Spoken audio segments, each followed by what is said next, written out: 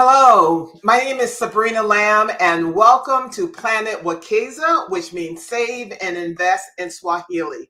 The mission in Planet Wekeza and Wekeza.com is to provide multilingual financial education and global access to investing in U.S. publicly traded companies. In addition to or including with our financial education mission is to understand that financial education, financial security is part of not only our culture as well as the foundation towards our long-term generational support as well as security. So here on this platform, I interview experts from professors to entrepreneurs that can really drive home not only the urgency of this mission, that your own financial security is important, but also to deepen your understanding in the historic ramifications of what's happening and why it is happening. So today I have the absolute honor of speaking with Professor Justene Hill Edwards. She is and I have damaged her book. The Rise and Betrayal of the Freedman's Bank Saving and Trust. Welcome, Professor Edwards. Thank you so much, Sabrina, for having me. And I love to see the marked up copy of the book. I have to tell you, this was an absolutely riveting read. It's a page turner. Yes, everyone, you can get the book everywhere, but we're going to take you through this journey and how it relates to now and how it absolutely relates to you in your interaction with financial institutions and or governments. But first, I want to know, Professor Edwards, what is your why? Why did you spend countless hours in detailed research to create this miracle of research? No, thank you for that. Well, I think my motivations for writing this book came from a few places. One is kind of my hat and my identity as a historian. As I was going through graduate school, doing training in African American history and training to be a historian of slavery, part of that training, of course, is learning about the history of the Civil War and the history of Reconstruction. And I had read a little bit about the Freedman's Bank, but not much. And so when I was finishing my PhD in 2015 and in 2016, kind of starting to think about turning the work that I was doing into my first book and thinking about what I may want to do for my second book, this is around the time when the Treasury Department approved of erecting a plaque on the facade of the Treasury Annex. And so that plaque kind of briefly details the history of the Freedman's Bank. And so kind of going back and thinking about the Freedman's Bank, I started to do as many scholars do. They kind of go and look at what other scholars and historians have written about the particular topic. And I was surprised that in 2016, there were only two other books about the Freedman's Bank, one published in 1976 and the other one published in 1924.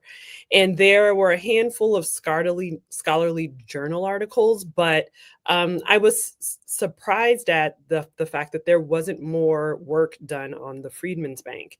And so that was one part. The other part is that I consider myself to be a historian of Black economic life in America. And so kind of pairing that with studying the histories of slavery, I saw that the history of the Freedman's Bank could be really instructive in helping me understand the longer trajectory of topics that continue to have political significance today, the racial wealth gap, the kind of talking about racial economic inequality. And so I thought that studying this period of Reconstruction when slavery ends, and studying that through the history of the Freedman's Bank would be a really interesting way to better understand these longer conversations about wealth and racial inequality that we continue to have in America today. Right. So let's have another person or spirit join this conversation. Sure. Think about the Black people, the newly freed Black people who sat through presentations by different people, historical figures, and we'll talk about who they are, and asked very, very astute questions in terms, how safe will our money be? He was referred to as an old man. Let's call him John. Sure. Mr. John. Let's have him here because the spirits of our ancestors still live with us today.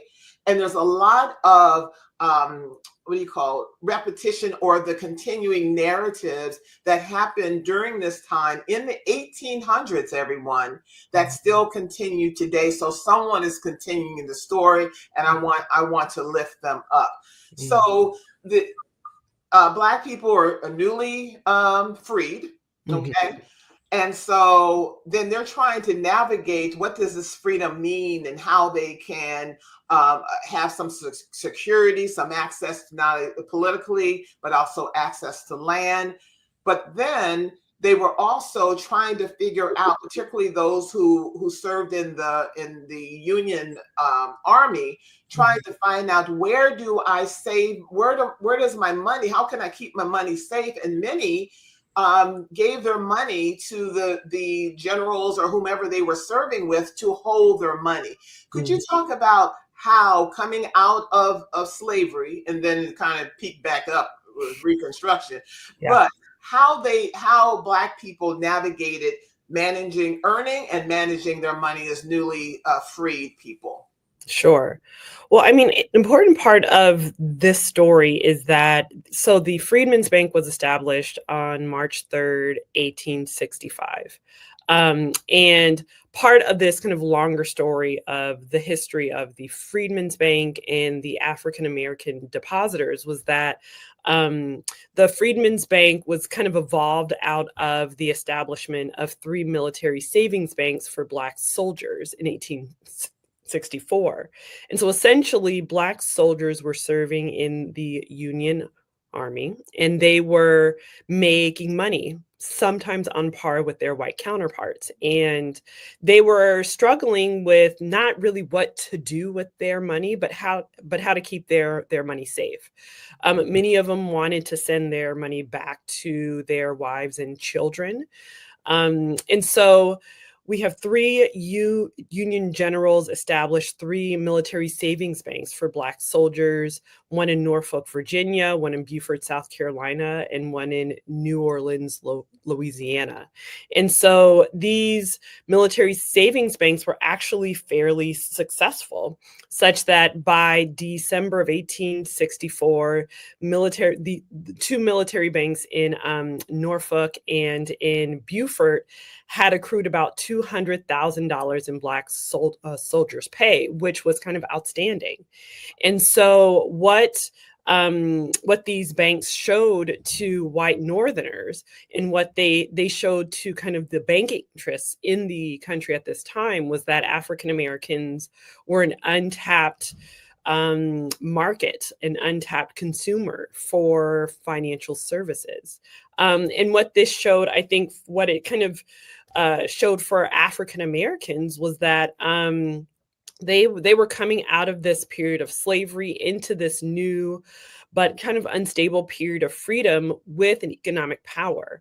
But this was not surprising to them. And this is what I talk about in my first book on free markets, where I look at the economic and financial activities of the enslaved in South Carolina. And what I show there is that African Americans, especially those who were enslaved, had been developing ideas of money, of finance for generations. They were trading among themselves. They were selling goods to their enslavers and other poor whites. And so they were armed with particular understandings of money, of the benefits of savings. And these ideas were not new. And so African Americans came to the Freedmen's Bank excited about saving money, excited about the prospect of saving enough money for what they really wanted and needed. One, that was to relocate and to find members of their families. But importantly, secondly, was the opportunity to buy land. And so property ownership, land ownership was fundamentally important to African Americans as they were coming out of slavery into this new period of freedom. And they engaged with the Freedmen's Bank to help them meet that goal. Mm-hmm. And this was led because the so-called opportunity with the Freedmen's Bank was brought to their attention by a Christian minister, Yep. Alvord. Would you talk about his role in the raising awareness, the advocacy regarding the bank for the formerly enslaved to deposit their monies into this new institution that was just for them? Mm-hmm. Well, John Alvord was a white abolitionist minister from New Jersey. And in 1864, he was working as an attaché with the Union Army. And so during this period of time, he was taking the opportunity to speak to as many African Americans as possible. He wanted to know what their lives were like in slavery, and importantly, he wanted to know kind of their goals and aspirations for this new period of freedom. And so overwhelmingly, they told him that they wanted access to land and the opportunity to buy land and buy property. And so he took this idea of creating a savings bank for African Americans because he saw the success of these three military savings banks. And so in January of 1865, he travels to New York and he gathers a group of white abolitionists, politicians, philanthropists, bankers, and he introduces the idea of creating the Freedman Savings and Trust Company to serve the financial needs of the nation's recently emancipated African Americans, the almost 4 million of whom were kind of, again, coming into this new period of freedom. And so this was a popular idea. He gained popular support from, again, some of the nation's most important bankers and philanthropists in the North. They traveled to DC shortly thereafter and gained congressional approval for this bank. And so on March 3rd, 1865, Lincoln signs the Freedmen's Bank Act, and it is seen as being kind of Lincoln's gift to African Americans in this new period of freedom, creating a savings bank just for them. Okay, so he went and he started to gather other trustees. Most of them were white Northerners, they were wealthy and so forth. Was the initial intention of the foundation or the founding of the bank truly philanthropic? Yeah, I mean, it was established as a benevolent financial institution. And the Freedmen's Bank was not the first bank created under this idea. The 19th century saw the establishment of savings banks created by white philanthropists, especially in cities like Philadelphia and New York and Boston, to help the poor members of those cities kind of save money to help themselves get out of poverty. And so the idea of creating a savings bank for African Americans was kind of founded under this idea of safe savings banking being a cure for poverty. The Freedmen's Bank, though, was established as a simple savings bank. It was established to only receive deposits of former slaves, to invest a third of those deposits in government securities, and so a very kind of low risk financial product.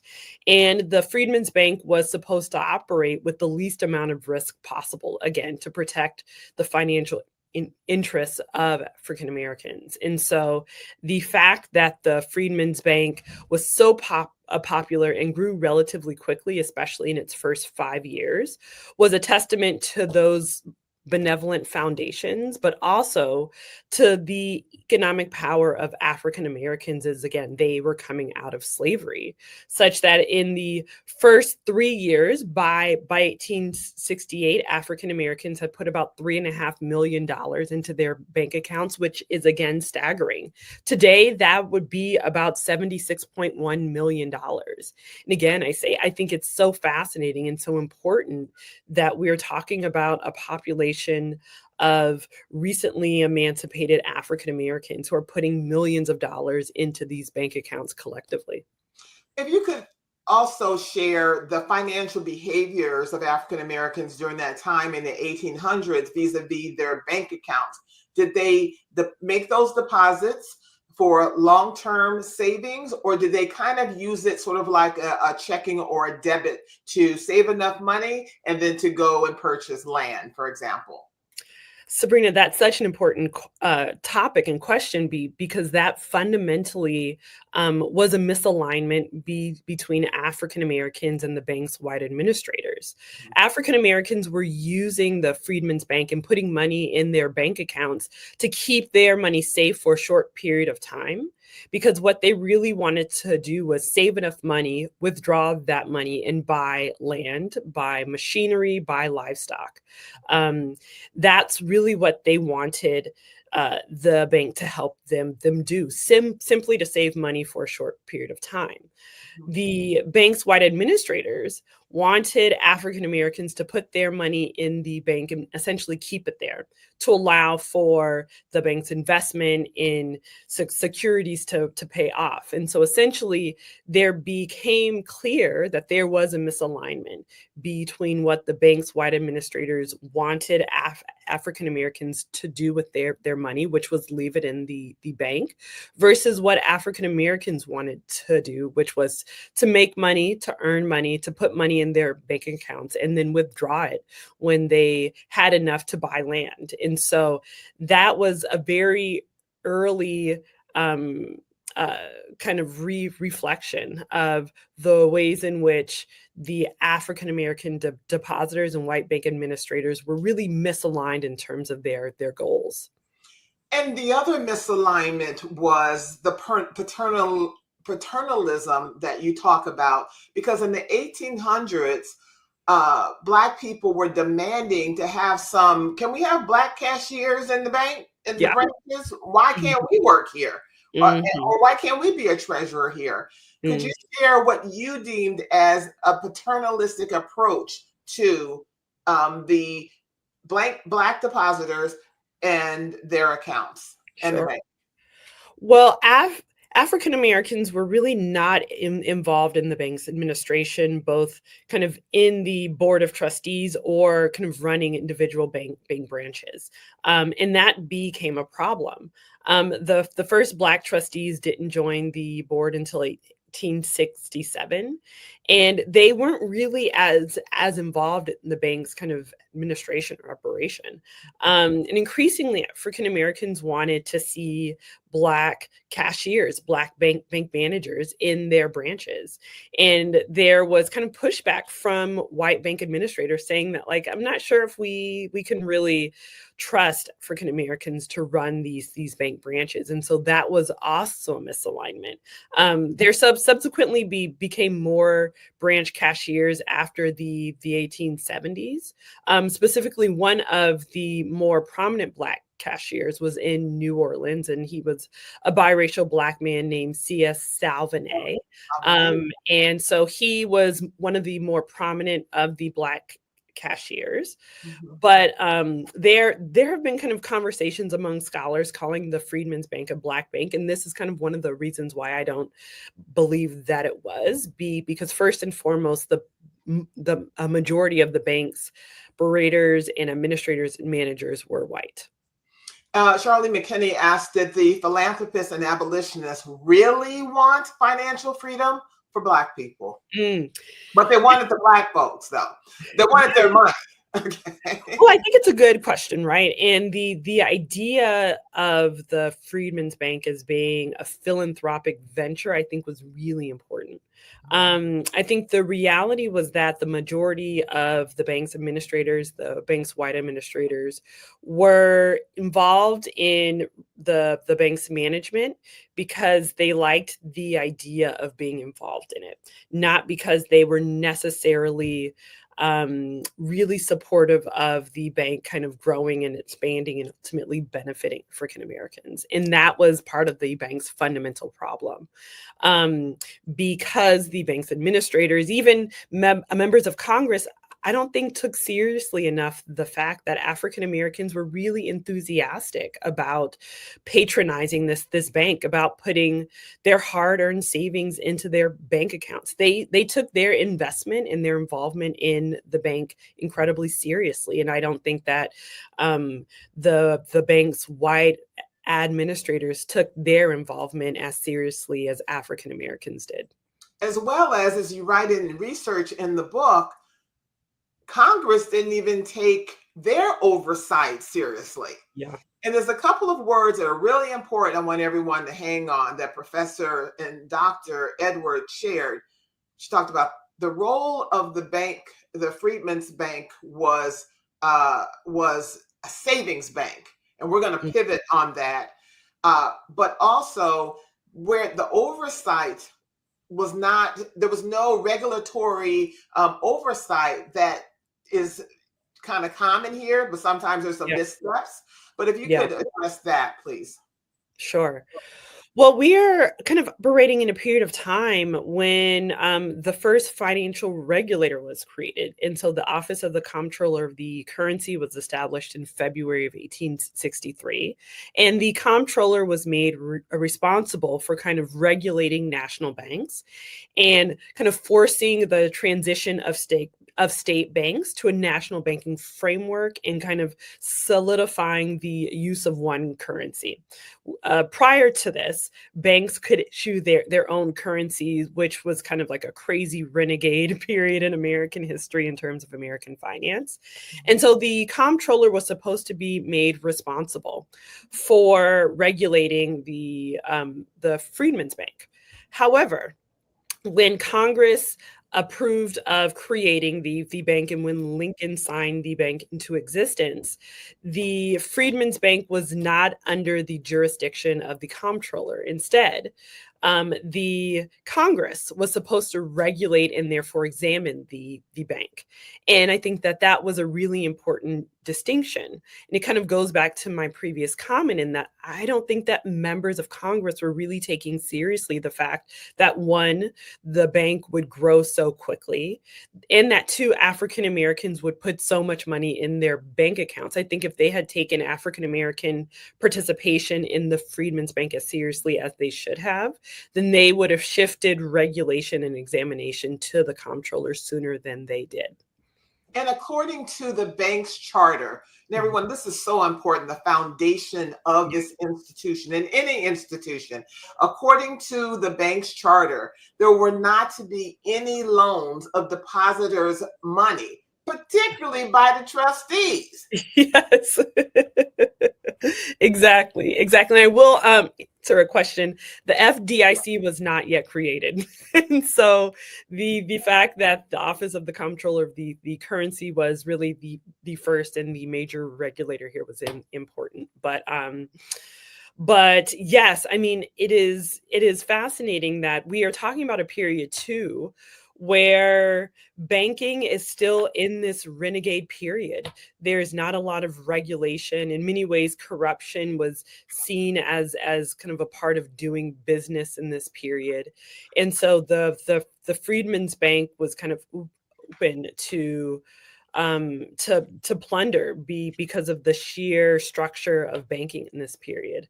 But according to the bank's original charter, the bank was not supposed to make loans because, of course, it was a savings bank, and loan making was seen as being incredibly risky, which it was. And so that's why when the Freedmen's Bank charter was established, no lending was supposed to happen under the regulations outlined by Congress and signed by Lincoln. However, because they had lobbied Congress and these were their friends and so forth, that may have been another reason. But they were going all across the country. Well, I don't know about all across the country, but in the North and the South, and then ads for the Freedmen's Bank would appear in Black newspapers. For Mhm. example, the Freedman Saving Bank, come one, come all, and deposit your money in one among the best institutions in the United States, and thereby save your money and get the interest. So wrote the colored Tennessean, Yes. May 24th, 1866. Yeah, I mean, the bank's marketing strategy was direct and it was aggressive. The bank's administrators were advertising in some of the most prominent Black newspapers in the South and in the North and Mid-Atlantic.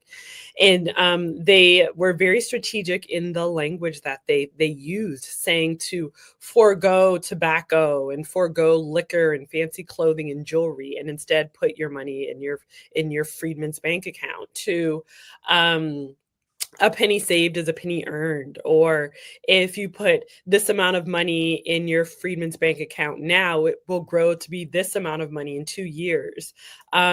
This was one of the best institutions that Lincoln supported in the aftermath of the war. That to be fully participating citizens in this American republic, you will embrace the responsibility of banking and saving. And so connecting participation in the Freedmen's Bank to citizenship, especially in this new period of freedom, was incredibly important for the bank's administrators. And increasingly, it was incredibly convincing to African Americans who began to really absorb these messages.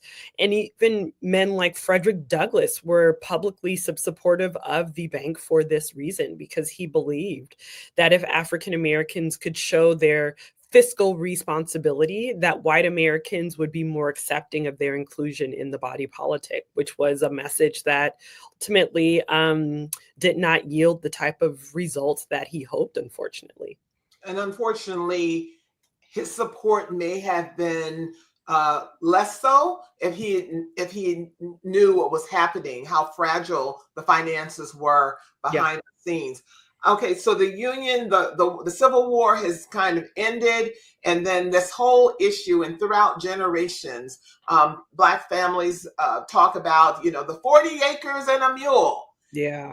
Would you please address this? Because it's my view that there was a kind of a promise, but it was for the formerly enslaved people in about 3 states.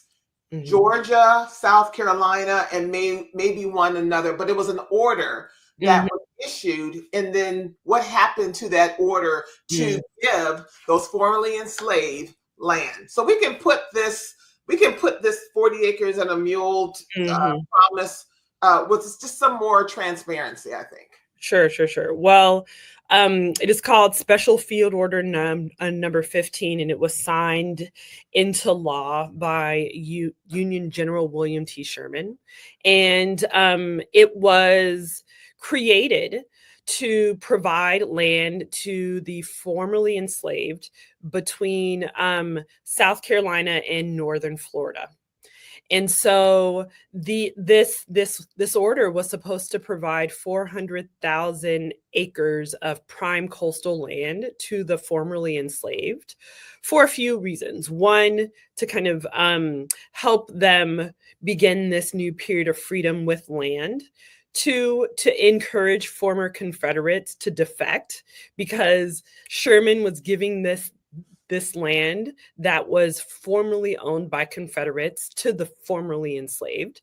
And 3, importantly, Sherman was not doing this out of some moral compulsion, right? He was actually very violent towards communities of African Americans. When he would kind of go through these communities in the Confederate South, there would be thousands of African Americans formerly enslaved who would follow him in his army. And he did not like that. And so he was trying to separate them, to segregate them from white soldiers as they were kind of marching through the South on their military campaign. And so Special Field Order number 15 was to kind of separate African Americans from whites in the South at this point. But what it did for African Americans was it provided them with 40-acre plots of land. And it was supposed to, again, help them in this new period, in this transition to freedom. Now, subsequently, when Lincoln was assassinated and President Andrew Johnson kind of arises into this role as president, in the fall of 1865, he rescinds it. And African Americans are divested of this land. And so 1865 in this period is so important for African Americans because we see this great promise of freedom, this great promise of land, but it is almost immediately rescinded once Johnson comes into president that fall. And President Johnson also forgave pardon, where that word come up, pardon the former Confederate soldiers and gave the land back to them after the Black people had been promised and were starting to build their lives on that land. And was it Alfred or who visited Ediston Island and met with the community of Black people. We're talking 1800s, everyone. I believe it was Saxton who was at this point the Secretary of War. To explain that's not going to happen. Yes. And so he goes to South Carolina and he meets with communities of African Americans. And he is given the responsibility of telling them that they no longer have legal claims to this land. And I even think he realized what a challenging responsibility he had, right? Because he had kind of witnessed African Americans building communities on this land, and so he's kind of forced to give out this horrible news. And of course, African Americans are upset; they're angry because we might even say that the land was an initial form of reparations for generations of violence, of forced labor, of family separation, and so this period is again a period of great promise, but great tragedy because African Americans are experiencing this new period of freedom, but really not having the direct support of the federal government in making their claims to freedom in these very tangible ways, which is land. And as we entered the Reconstruction era, and as Black people were supporting the Freedmen's Bank, they experienced widespread violence in response because of white fears and anger to their exercising or determination to exercise their economic rights. Absolutely. In states like Louisiana and Texas, there were dramatic upticks of racial violence where white Americans and former Confederates were taking out their frustrations with losing the war on African Americans themselves. And so we see these moments of essentially race riots where white Americans are terrorizing Black communities in this period. And so while I might say that the history of the Freedmen's Bank is could be seen as a one of promise, right? African Americans really displaying and demonstrating their economic fitness for freedom. They're also under the constant fear of white violence in this period, and that violence continues past Reconstruction into the beginning of the 20th century. Okay, let's go back to the office, back to the bank, because he was Minister Alvord. Am I pronouncing his name correctly? Alvord. So Minister Alvord was saying, I'm under a lot of stress trying to manage all my professional responsibilities. Yes. I think we should move the bank from New York, and it was on Cedar Street, everyone, from Cedar Street to Washington, D.C., and we also need to recruit some new trustees. Yes. Where did how did Jay and Henry Cook figure into all of this history? Sure. Well, 1867, 2 years into the bank's operation, was a very important year. Prior to this, the bank's main office was in New York, and that's because that's where the majority of the trustees lived and worked. But Alvord, who again was the bank's founder, at this point, I think he's the second vice president of the bank. He introduces the idea of moving the Freedmen's Bank main office from New York to DC. He says that it means that the bank will be closer to a broader hub of African Americans, but importantly, closer to Congress and the federal government. And so he gets approval for this, but around the same time, it's really in the spring of 1867 when this happens, a handful of board members drop off, and Alvord introduces a new crop of trustees who will fundamentally change the bank's operational structure. The most important of whom was Henry Cook. Now, Henry Cook was a banker. He and his brother Jay Cook ran the most valuable and important investment firm, the first investment firm in America, Jay Cook and Company. And at the time, Henry Cook was the president of First National Bank, which was the DC branch of Jay Cook and Company. Now, Henry Cook was incredibly well connected. He and his brother were. They were close personal friends with Lincoln because during the war, they together had raised about $1 billion for the war effort. And at this time, they became incredibly wealthy. They were also close personal friends with Treasury Secretary and Chief Justice of the Supreme Court, Salmon P. Chase. They were also friends with Grant, who would become president in 1870. And so they were very tightly connected, well connected to many of the major political and economic players in the nation at this period of time. And so when he joins the Board of Trustees in the spring of 1867, he brings a cohort of men with him who support his financial and political goals. The most important of which was to begin to lobby members of Congress to change the bank's charter. So again, the bank is a savings bank. It's not supposed to make loans. Henry Cook believes that he and his business partners could potentially benefit financially if the bank started to make loans, because he saw millions of dollars of African Americans' money just sitting in bank accounts. Interestingly enough, it is around the same time that the bank makes its first illegal loan.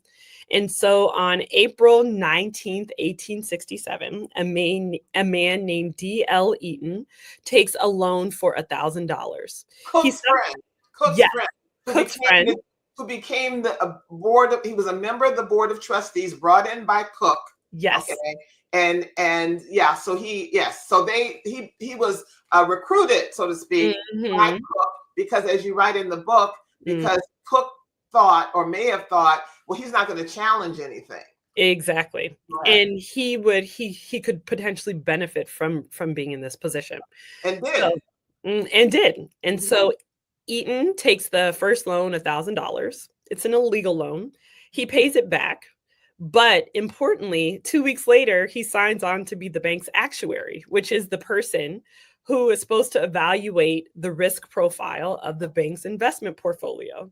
And so I say that it is only 2 years into the bank's operation that corruption really starts to seep in. And from there, the bank makes almost $100,000 in illegal loans between 1867 and when Congress actually approves of amending the bank's charter in May of 1870. And importantly, Henry Cook is the chairman of the Finance Committee, which was the committee on the Board of Trustees responsible for maintaining the bank's investments. And so it is in this period, only 2 years after the bank begins operation, that the bank makes a legal loan, shifts its main office, brings on trustees who are really interested in kind of chipping away at the bank's benevolent and philanthropic foundations. And that's exactly what happens. And according to your detailed research in the book, they knew, most people close to that knew the fragile financial position that the bank was in at that time. But the bank trustees led by Cook thought it would be a great idea to buy land in Washington, to build a new cathedral gold trim building in Washington. In fact, the New York Times wrote at that time in the 1800s, please tell us what year that was, said, this is a crazy idea. Yes. I'm paraphrasing, okay? Yes. I believe it was in 1869 or 1870. Yeah. The bank's Board of Trustees buys a fabulous new building. It is adjacent it was adjacent to the White House and Treasury, which was important, and so it was prime real estate. And they spend $260,000 on the renovations. They spared no expense. There's beautiful furniture. They use black walnut and marble. Frederick Douglass writes that he is astounded at how opulent the building was. But what it meant was that the bank's white trustees were prioritizing what the bank looked like, while the bank's black depositors really didn't care about what the bank's main office looked like. They wanted to make sure that their money was safe. And so again, we see the bank's white administrators really start to not chip away by this point, but hammer away at the bank's philanthropic foundations. That's right. And then they continued to make those kind of so-called loans. The trustees would loan their friends, like, oh, Bob, I don't know if there was a Bob during that time. Bob, Sure. do you need a loan? Robert, Robert, okay. Robert, do you need a loan? And they would give these loans, but the black depositors with their own money face far more denials or reviews, than the white loan applicants. Yes, I mean it got to a point where African Americans were really questioning why they couldn't get loans, and they knew that the DC branch was giving out millions of dollars in loans to white borrowers who had personal or professional ties and connections to the bank's white members of the board of trustees. And so we are talking about Henry Cook taking out at least $500,000 in loans from the bank. We're talking about the bank's architect getting loans from the bank. Interestingly, though, Howard University got about $125,000 in loans negotiated by Howard's founder, General O.O. Howard. Howard and Alvord had become very close in 1865 and 1866 because they worked together at the Freedmen's Bureau. And so it is kind of fascinating, the kind of network of businessmen, of politicians who were getting loans from the bank, while a very, very small percentage of that loan volume went to African Americans. And we're talking about mostly Black churches and institutions in and around DC. But I mean, in the grand scheme of things, we find out that by 1874, when the bank collapses, about 95% of the loan volume went to whites in and around DC, which meant that only about 5% went to African Americans, and those were essentially a handful of Black churches. Looks like you have a former student missing your classes these days. I wonder who this is. Are these monetary values you're citing adjusted for today's inflation? She does. Yes, that is in the book. And so one of the figures that I cite quite regularly is that by 1874, African Americans had put about $57 million in the bank. Adjusted for inflation today, that would be about $1.5 billion. Did the bank grow too fast at its heyday? How many states or cities was it located in, and did it grow too fast? Yes, I think it did grow too fast for a variety of reasons. But at its heyday, at its height, by 1872, there were 37 branches across 17 states, and so we have as far north as New York and Philadelphia, as far south as Tallahassee, Florida, and as far west as St. Louis, Missouri. There were, interestingly, proposed branches in Texas, in Houston, and in Galveston, but at the time, specifically in 1866 and 67, the bank's white administrators said that they could not establish branches there because of the rise of racial violence in those two places. And so the bank actually could have spread out more, but we also do need to account for this is still a period of racial violence and clashes, especially in the former Confederate South. But the bank spread fairly quickly, such that by March of 1866, there were about 19 branches, which was kind of astounding, right? And the problem was that the bank's administrators were not being judicious about how they were spending depositors' money. Instead of renting bank branch buildings, they were buying buildings outright. Right. They were not necessarily training the bank's cashiers. Um, Or and paying the cashiers. Yes, and so there were kind of back and forth between how much cashiers would be paid based on kind of where the branches were. And so the bank spread very quickly. And so while African Americans were continuing to put lots of millions of dollars in the bank, the bank's administrators were not being as judicious as they should have been. And kind of throwing into this, the bank's main office was lending millions of dollars. And so we are talking about a situation that could have been helped if there was perhaps a regulator to do its job. But the first examination actually does not happen until February of 1873. And that's when Congress mandates that the comptroller send out examiners to examine the Freedman's Bank. And what the examiner finds is that the bank is essentially insolvent. Branch cashiers are really not being trained as well as they should have been.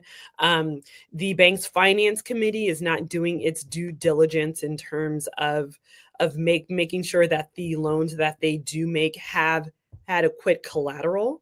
And so the bank is insolvent, it's upside down, and financially it is really not doing well.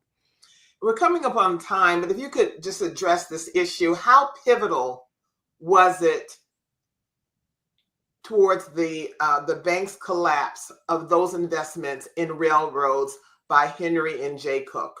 Mm-hmm. Well, I mean, this is a period of time when the federal government and private investors are investing millions of dollars into the construction of a transcontinental railroad. And one of those projects was the Northern Pacific Railroad. And so the Cook brothers were made responsible for raising capital for this project, and they were having a hard time. They couldn't find investors both domestically and internationally in Western Europe. And so what happens is that in the beginning of 1873, they start to prepare for bankruptcy. That subsequently happens in September of 1873, and it sparks what's called the Panic of 1873, which is a financial depression. And so what do bank depositors do? They make runs on their bank branches, because they want their money. And so, as we know too, I mean, runs on bank kind of increases the level of instability, because most banks don't have that much capital or cash, right? They send their money to the main branch or invested or what have you. And so this kind of, again, continues to chip away at the bank. And so the failure of this railroad project kind of pushes the Freedman's Bank further to insolvency. And that is essentially what happens with the second comptroller examination in February of 1874. It is an even more damning examination, and that is made public. And so by this time, John Alvord is the bank's president. He becomes the bank's president in 1868. A small but vocal group of trustees start to push him out and say that he's really not done a good job. He's allowed for the Cook brothers to come and pillage the bank. And so John Alvord resigns. And then in March of 1874, they ask and invite Frederick Douglass to be the bank's last president. He says yes. He becomes the president. He looks at the bank's finances and realizes that they're upside down and that the bank is completely insolvent. And he is entering this position to essentially be the president of the Freedman's Bank when it fails. And that's exactly what happens on July 2nd, 1874. So in order to find out were the Black depositors, of course, they got their money back. And what happened to? Well, no, you can't answer. You can't answer, Professor Cook. All right, because I mean, Professor Cook, Professor Ed. And of course, Henry and Jay Cook, they all went to prison, or did they? Or what happened, and why was Frederick Douglass brought in, and what was his response to it? But I do want you to. They have to read the book. Yes. Okay. You're gonna have to read the book. Yours looks prettier than mine. So, the final question here on Planet Wekeza, and thank you for being here, Professor Dr. Justene Hill Edwards. How does this issue, this emotion regarding trust, permeate our community from the time we've set on the shores of North America? Mm-hmm. How and why does it continue to permeate as it relates to our feeling towards government institutions and financial institutions, and what can we do today because you have to keep your money safe. We do have the FDIC now. Yeah. How should Black America and Black people throughout the African diaspora feel about engaging and trusting financial institutions? Sure. Well, I mean, I think that I think we have to understand that we have to be proper stewards of our money, but that's not new. It's not like African Americans and people of African descent need to be told that. We know that. And so I often think that much of the conversations about financial inclusion and the racial wealth gap put a disproportionate amount of responsibility on Black communities, without taking into consideration the historical and generational injustices that the financial services industry has waged on Black communities.